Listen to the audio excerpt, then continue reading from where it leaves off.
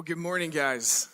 Excited to be with you all this morning. Welcome to Grace Fellowship Chapel. Excited that you chose to spend your morning with us. If I haven't had a chance to introduce myself, my name is Ryan Ridgely, and I'm excited that you, like I said, you're here with us. And you picked a good time. We're starting into a new series, calling it Transitions, wading through the muddled middle.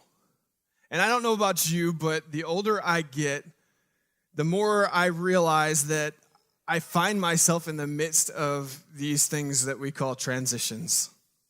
I mean, think about it with me. So 14 years ago, I was in the midst of a transition from college to not college. For those of you that have been in college, you understand that transition there. And not only was I doing that transition, but I was also doing that transition while being engaged. And shortly thereafter, moving in with my wife and all that came with that. 4, maybe 5-ish years of living with 2 and 3 guys, and now all of a sudden, moving in with my wife. And there was quite a bit of training and untraining that Jess needed to do to make sure that was going well and that it would work out. A few years after that, I transitioned from the business world to the ministry world. Those are kind of worlds apart from one another in a lot of ways. And if you didn't know it already, my wife is a saint. She did not marry a pastor. She didn't desire to be a pastor's wife, but she's been with me through thick and thin. But that was a transition. She thinks she's marrying this corporate guy, and the next thing you know, I'm saying, Jess, what would you think about youth ministry? That wasn't on any of our radars. We weren't even thinking that way. And then a few more years go by, and my son Micah is new on the scene. And we're learning and adjusting to what it looks like to be parents. Where are my young parents at out there? Couple of us there, some of us there. There's a lot more of us than raised their hand. We're still tired because we didn't get enough sleep last night. But the idea of transitioning from no kids to kids, kind of a big deal. And the mere fact is that you cannot read enough books. You cannot go to enough classes that treat you and they will teach you the absolute ecstasy, the bliss of having kids, and the sheer terror of being responsible for the upbringing of a human being. There's no book out there that walks you through that transition. And on top of that, you're feeling like, I have not slept in forever. And then not long after Micah was on the scene, my Aunt Liz was diagnosed with pancreatic cancer. And while we were given much longer with her than the doctors initially said, she died. And I found myself for the first time in my ministry life writing a funeral ceremony. As a youth guy, I would have sworn to you that I would have done weddings on top of weddings before I ever got to a funeral. But then just a few short years after getting into ministry, I was writing my Aunt Liz's funeral ceremony.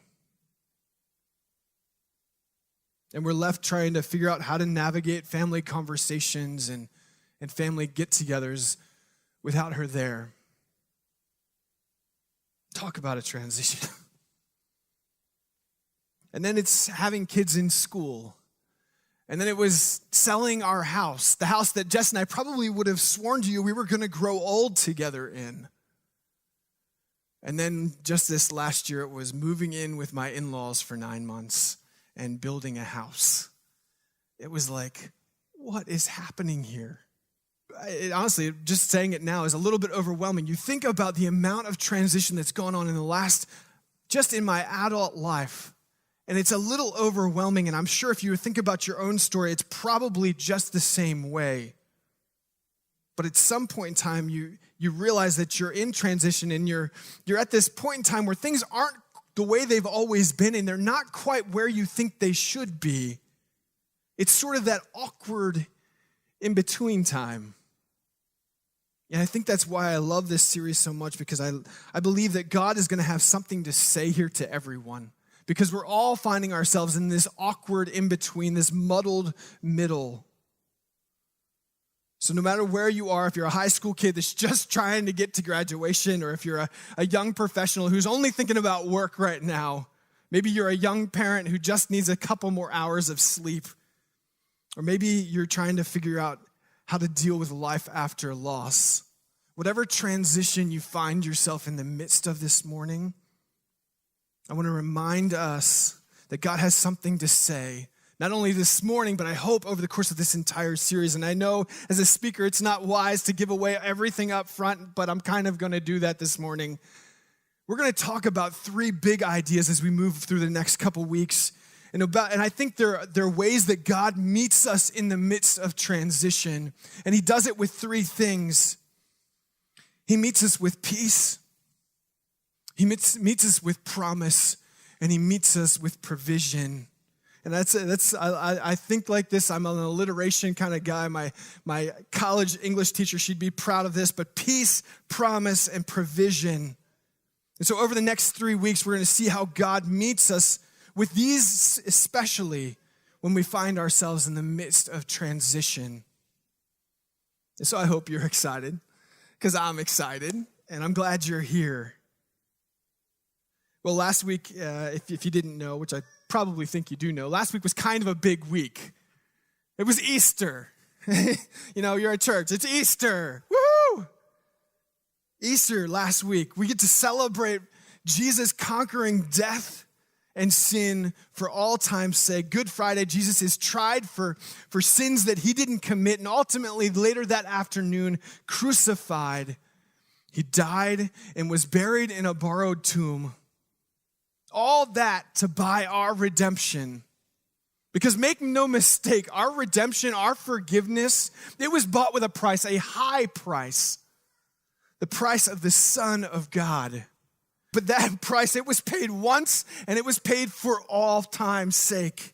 But that tomb, it was only borrowed because early that first Easter morning, Jesus rose from the grave, displaying to the world his triumph over death.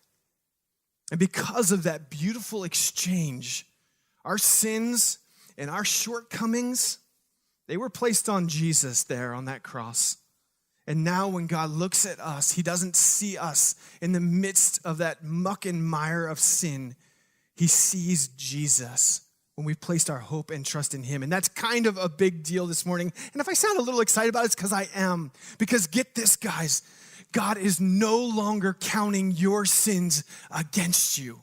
That is some good news right there. And I think that's why I was so excited last week to hear from Chris and from Rachel as they were telling their stories and the ways that God is impacting them and the realities that he's sharing with them. And if you missed it, man, you got to go back, get on the website, check out last week's message because it was good stuff. But I'll give you a little nutshell of what was happening. Chris and Jenna, they're in this season where they're running headlong into this hurricane called the music industry. And they would be the first to tell you it's a whole lot more than they thought. It's tough. And it hasn't been a real easy transition. And Rachel, for the past 5 years, she's seen the plan that she kind of had in her mind flipped on its head. But even in the midst of the hard times that she's experienced, she's been reassured that this transition, it was for her best, her family's best, and for God's glory. And that truth right there, guys, that's where we're going to pick up this morning. In the disciples' stories, right after this passage that we read last week, we read the beginning part of John chapter 20 last week, and we're going to hop into this next section. So last week for Easter, we read the verses leading immediately up to this. So you got Mary, John, and Peter. And they all find their way to the tomb, and they are amazed. They are dumbfounded. They are flabbergasted. I'm not sure what the right word is here. But at least John and Peter, they don't quite get what's taking place. I don't know if they realize what's happened here, that Jesus is raised from the dead. I'm thinking they probably think that the body was just moved around. But we find them all together. Verse 19. On the evening of the first day of the week, this is Sunday, this is the evening of Easter Sunday, when the disciples were together with the doors locked for fear of the Jews, I mean, that's the setting that they're in right now. I mean, can you talk about a transition? Think about this with me. From one week to the other, these guys, they thought they were riding high. They thought Jesus was going to be reigning over everything Palm Sunday, just the week before. The religious leaders, they are on their heels. They don't know what to do with this Jesus fellow. And now, all of a sudden, these guys, they thought they knew how it was all going to play out. They thought they knew what was supposed to happen next. But they didn't have a clue. I mean, have you ever felt that way? You thought you knew how it was supposed to go. It was supposed to happen like this, God. But then it didn't. My daughter, she knows a little bit about this. For the last 8 years or so, I've had the privilege of being able to play music with some of the guys that you've come to know and love as the worship team here. But we've had a chance to travel all over the place and lead people in worship, and it's been an awesome experience. And one of the guys that I've just been overjoyed to be able to play music with for this 8 years or so is Josh Lennox. Some of you guys remember him. About 3 years ago, though, he moved out to Minneapolis to pursue music full time. He's a professional drummer, absolutely an incredible guy and an incredible musician. I'm honored to play with him. But as we were growing up over those 8 years, our families were all growing up. And so Lyric was born in the midst of that, and Lyric, well, she had her first little crush. I can remember having a conversation, sitting down and talking with Lyric and saying, who do you think you're going to marry one day? And after it was like, Daddy, I'm going to marry Daddy. I was like, that's good. But no, who do you think you're going to marry one day? Lennox. I'm like, okay, I can be down with that. He's a good guy. He loves Jesus. I'm on board with that, Lyric. Let's do that. Yes, you can marry Lennox. But like I said, 3 years ago, he moved to Minneapolis. And so he's out there, and we haven't had a whole lot of time to be able to spend with him since then. And this past month, they came into town to play some music with us, and he brought his beautiful wife, Britt. And Britt came along, and we had a great weekend. Lyric was able to stay with her grandmother, so she wasn't at the ocean with us while this was all happening. We come back. Our routine is, after a long weekend of playing music and having fun with students, we come back and we just chill. We relax. We get some pizzas, and it's awesome. And so Lyric is chilling with us. She's hanging all over Josh Lennox and just loving him. And I don't know if she's putting two and two together quite yet, but we say, okay, time for bed. Go get those PJs on, come back down, say goodnight to everybody, and it'll be good to go. And it starts off just like normal, and it's, good night, Uncle Matt, good night, Jeff, good night, Miss Marcy. And then she gets to Britt, and she looks Britt right in the face, and she says, Skip. And then she rolls right on over to Lennox and gives him a hug. And if you're a parent, you know the feeling that was going through my head right there. I'm not sure if I should laugh or cry or discipline. And I'm kind of at a loss. I don't know what to say. I finally, a long story short, she ends up being they're buddies now. It's all good. She gives Britt a hug. But I have to imagine that Lyric felt in that moment a little bit like the disciples do. This is not the way it was supposed to play out. Skip. I don't want this weird, awkward in-between right now. And maybe they weren't as bold as a 5-year-old encountering their first crush's wife for the first time. But I have to be thinking they would have given anything in that moment for things to be a little different. Their Skip, it looked like locking themselves in a house, afraid of what might come next. There's something about transitions that make it awful easy to fall into this fear cycle. You know what I'm talking about, right? It's this, you kind of sense danger. You recognize that there's danger. It may be the unknown. It may not even be something you can actually articulate, but you can sense this danger. And something about that triggers this response that leads to fear, which then leads us to trying to control the situation a little bit more. If there's something about humanity and history, we know that when humanity tries to control things, a lot of times they create more danger, which then leads to fear, which then leads to more people trying to control, and you kind of get the picture. And I think that's kind of what's happening here with the disciples, the Jewish leaders. They're going to arrest us. They're going to kill us just like they did Jesus. And then they start to get afraid and they say, you know what we've got to do? We've got to get our hands on this. We've got to control this situation. You know what we should do? We should get everyone together and lock ourselves in the same room, in the same house. And that way they won't find us. And I'm thinking they got all situated. And then somebody thought, now, just tell me, if they find one of us now, that means they find all of us. And if they find all of us, that means this whole thing's done. And so they start to freak out even more. And this cycle, this fear cycle, it goes on. And it was right there, right then, into this story that Jesus appears. And I don't just use that term lightly. That's exactly what Jesus does. The disciples are together, the doors are locked, and suddenly it says, Jesus came and stood among them. And he says, peace be with you. And this is one of those situations where I wish there was a hidden camera on the wall because I'd love to know how this played out.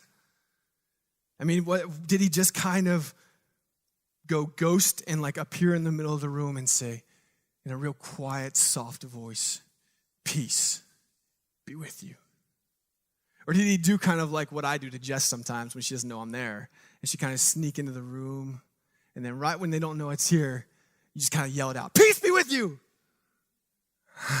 I don't know how it was. I have a feeling it was probably not like that last one. It was probably more like the first one. Nothing real peaceful about that second one. Probably would have broken the vibe of the room if they had done that. But I know Jesus, and I know he liked to have fun a little bit and liked to laugh a little bit. So it could have been either one.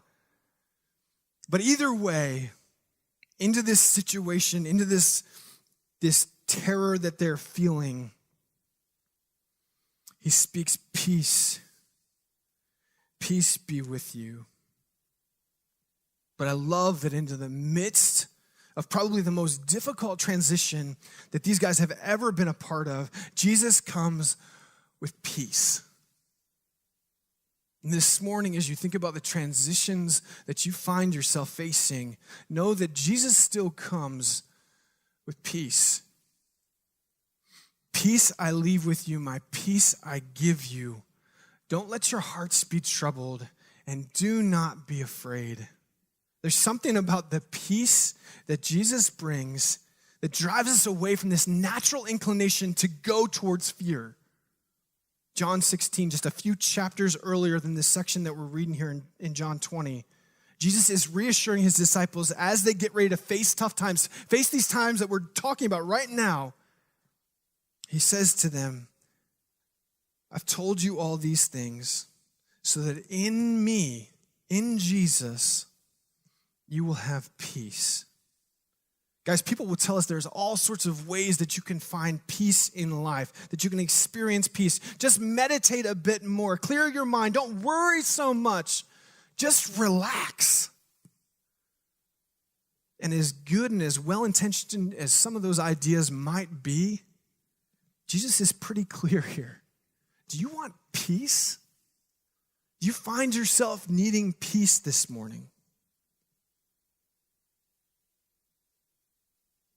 Jesus says, I am the source of peace. And guys, that's as true today as it was then. Are you worried and anxious as you find yourself wading through this muddled middle between two endpoints, and you're not really sure how you got to where you are, and you're not even really sure where you're going? You kind of feel lost if you're being honest. Come to this source. And a lot of times, guys, if I'm being honest, that starts with an apology for me. It's saying, God, I am sorry. I tried to find peace in all sorts of different places, and I've looked and I've looked and I've looked, and I know I should have come to you the first time, but I didn't. And I'm just sorry. And the nice thing about God is he says, hey, Ryan, it's all right. I forgive you. But guess what? I'm not going to leave you right where you're at. Let me show you a little something that I showed my servant David. He was learning about this whole peace thing, and he wrote these words. The Lord is my shepherd, I shall not want. He makes me lie down in green pastures. He leads me beside still waters. He restores my soul. He guides me in paths of righteousness for his name's sake. And even though I walk through the valley of the shadow of death, I'll fear no evil. For you are with me, and your rod and your staff, they comfort me. You prepare a table before me in the presence of my enemies, and you anoint my head with oil. My cup overflows.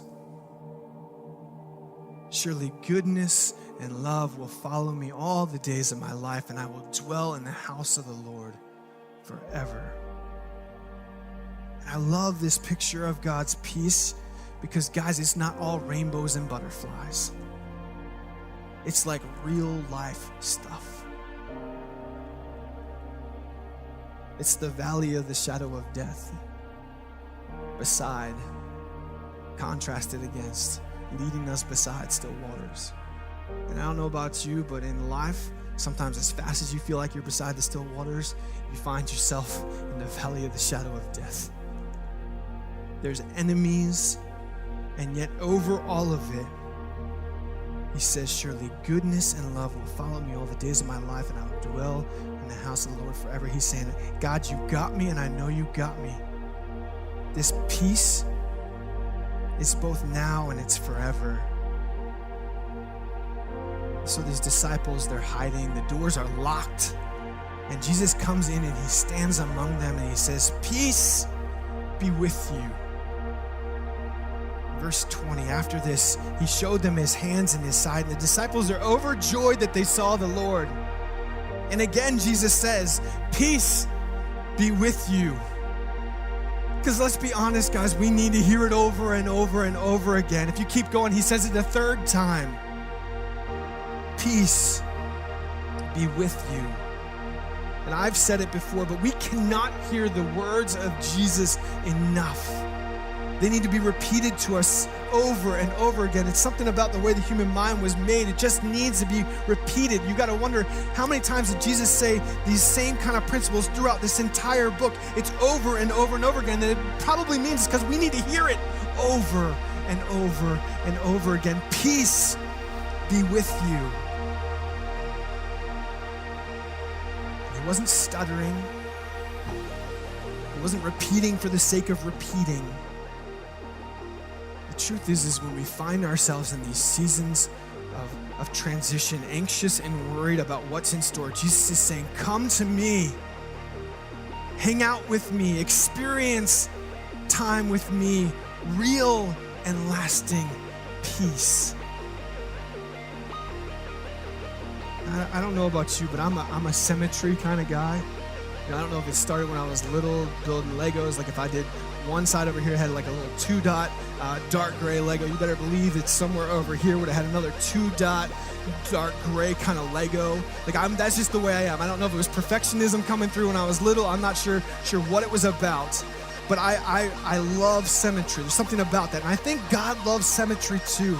So much so, in fact, that this idea of peace is not just something that Jesus started talking about at the end of his time here on earth. He actually been talking about the whole time leading up to that. Peace has been there the whole time. Isaiah chapter 9, verse 6. Isaiah, he's talking about the birth of Jesus, and he's talking about this not just like right before it happened. He's talking about it 700 years before Jesus hops on the scene. And he writes this about Jesus: for unto us a child is born, to us a son is given, and the government will be on his shoulders, and he will be called Wonderful Counselor, Mighty God, Everlasting Father, and Prince of Peace. 700 years before Jesus is born into a little stable in Bethlehem, God says, I want to give him a little taste of what's in store. And of all the things I could characterize my son as, the one thing I want you to know, I want him to be known for, is that he is the Prince of Peace. The angels in Luke 2:10, as they're declaring for all to hear this birth of Jesus, now he's here. And their message starts with, do not be afraid.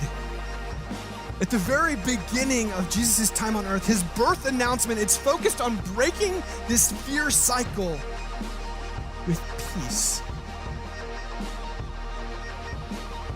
The Prince of Peace is on the scene, and there's no longer reason to be afraid. The angel, he goes on to say that he has good news of great joy, which is for all the people.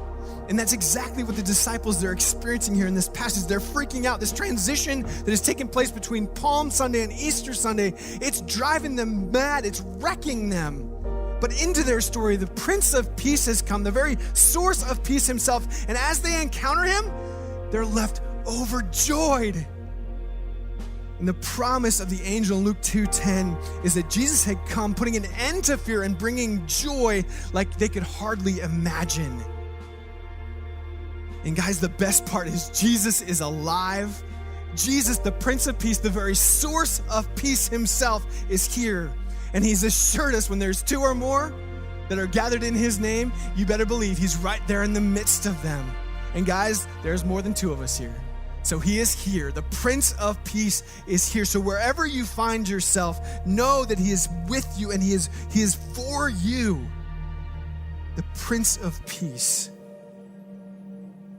And there's something about that peace that Jesus brings that leads to joy.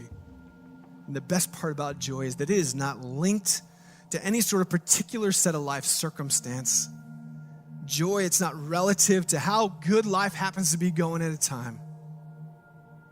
Joy, it transcends circumstance. Circumstance is down here, but joy is up here. It's over all of it. And maybe the transitions that you're experiencing right now, they're leaving you worried. And maybe you're a bit anxious. Maybe you're even afraid. But know that Jesus sees you right in the midst of all that transition. And he says to you, peace be with you. Do not be afraid.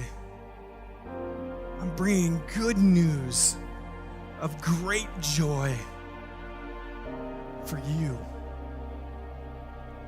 No matter where you find yourself, no matter where the transitions of life have you, no matter how mixed up in this muddled middle you find yourself, into that transition, Jesus says, I see you.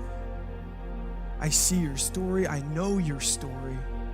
And I've come with peace. So you don't need to be worried. You don't need to be concerned about what comes next. Because I've got you in the palm of my hand. This great God who made the whole world, I says, I've got you. Ryan, don't be afraid. Peace be with you. Ryan, if I'm for you, I'm the God who made the universe, and if I'm for you, who on earth can stand against you? Why are you so worried? Why are you so anxious and concerned? Haven't I taken care of you this far? And won't I continue to do that going forward? I don't know about you, but the resounding answer is yes, God, you have. You've been faithful yesterday, and you've been faithful today. And I'm going to trust that you're going to be faithful tomorrow because that's what your promises say. And that's where we're headed next week, guys. The promises of God in the midst of our transitions. Let's pray.